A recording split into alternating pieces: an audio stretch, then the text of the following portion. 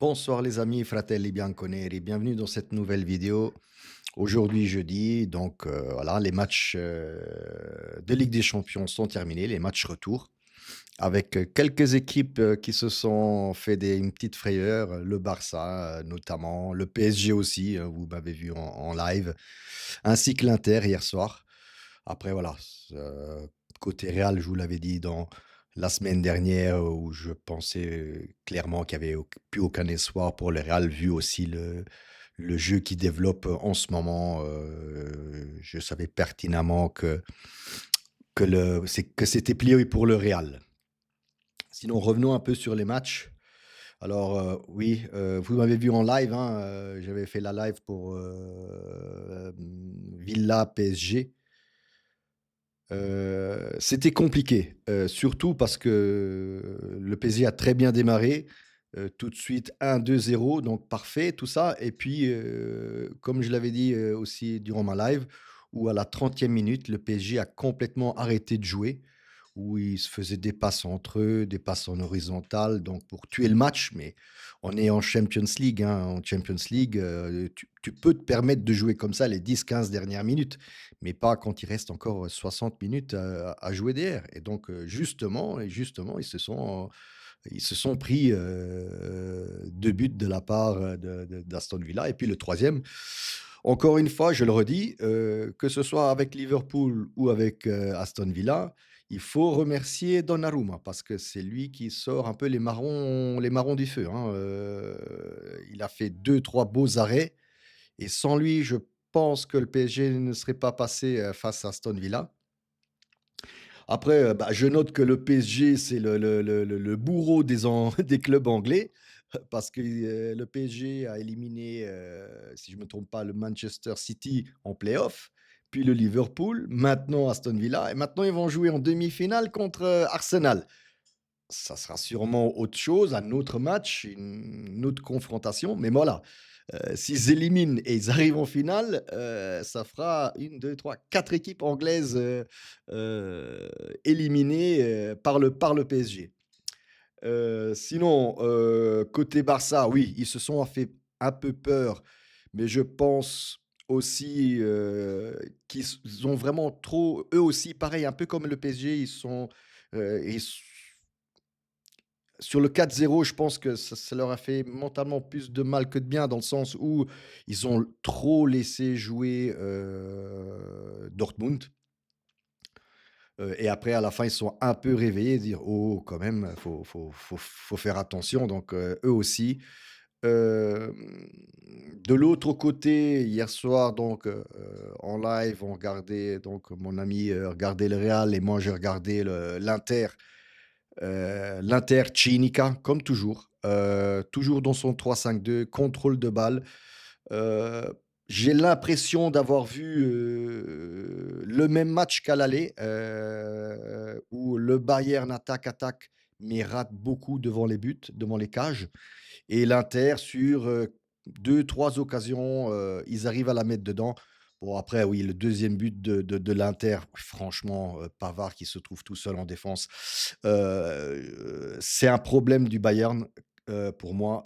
J'ai vu quelques matchs du Bayern et non seulement en Champions League, mais aussi, en Bundesliga et défensivement, je suis désolé de le dire, pour les amis, tifosi du Bayern, les supporters du Bayern, défensivement, ça va pas, hein. Au milieu de terrain, ils sont bons. Avec Musiala, s'il était là, en attaque, ils sont bons, mais défensivement, je pense que c'est une des pires défenses de Champions que j'ai pu voir, jusqu'à maintenant.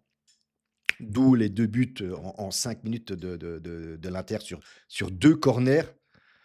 Franchement, ouais, au niveau de défense, c'est vraiment, vraiment à revoir.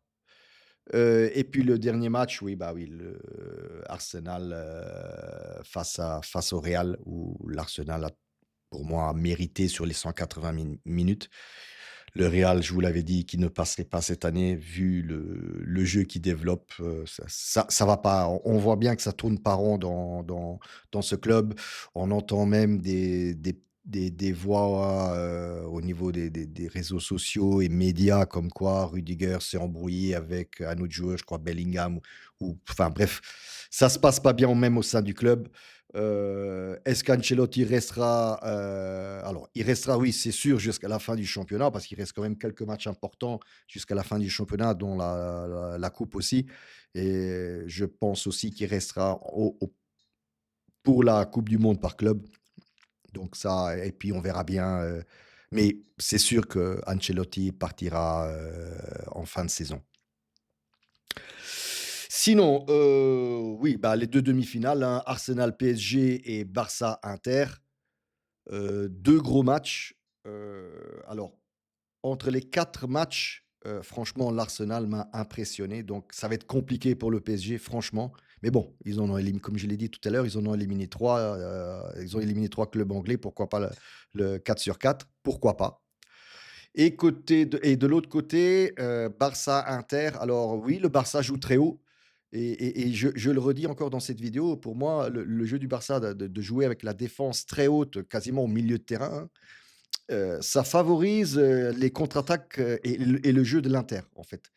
Donc voilà, pour moi, c'est un peu plus équilibré côté Barça-Inter, mais côté Arsenal-PSG, je vois plus 60 pour Arsenal. Mais bon, c'est que mes pronos. N'empêche que j'ai pris tous mes paris, cette semaine, hein. Donc voilà. Sinon, revenons à notre, Juventus. Je suis à combien là? Je suis à 6 minutes, ça va. Il y a encore le temps. Revenons à notre Juventus, c'était un peu de ce qui se passe, dans les coulisses.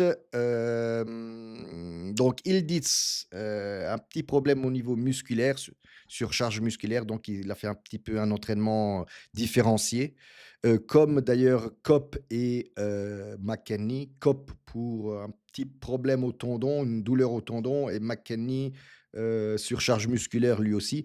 Mais, a priori, ils seront, sur le terrain lundi, parce que ne pas oublier, on joue lundi, donc il reste encore vendredi, samedi, dimanche, donc il reste 3 4 jours.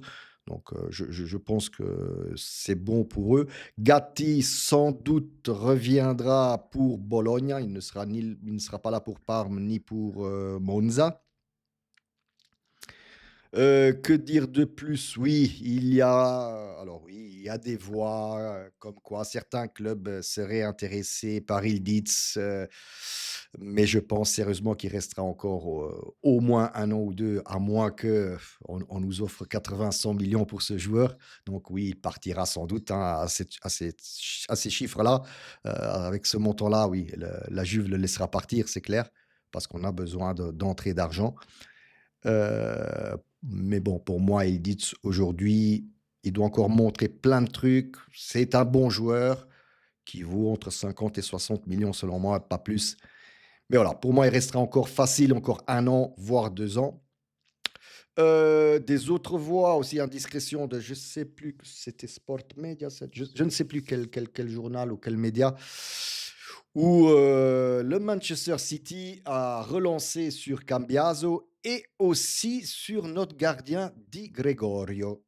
A priori, bon, après cette année un peu, je vais pas dire une année catastrophe, mais une année, non, on va dire ça comme ça, une année qui n'a pas marché.